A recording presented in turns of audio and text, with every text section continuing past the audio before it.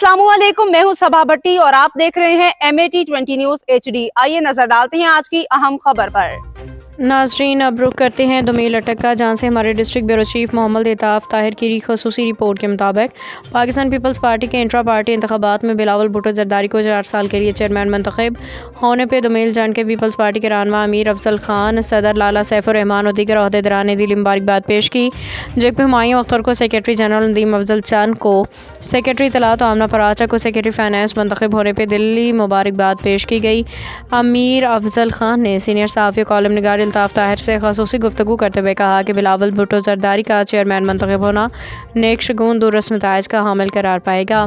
बिलावल भुट्टो की वलवला अंगेज़ नौजवान क़यादत में मुल्क व कौम की तामीर और तरक्की में उनका किरदार भुट्टो शहीद मोहतरमा बेनज़ीर की तकलीद और विजन का आईनादार होगा। पीपल्स पार्टी की जमहूरियत की बहाली और फ़रोग़ में किरदार तारीख़ के सुनहरी बाब में रकम है। मुल्क की सलामती और खुशहाली के लिए पीपल्स पार्टी ने सियासी रवादारी और सियासी बसीरत का मुज़ाहरा किया और आमर के सामने झुकना गवारा न किया।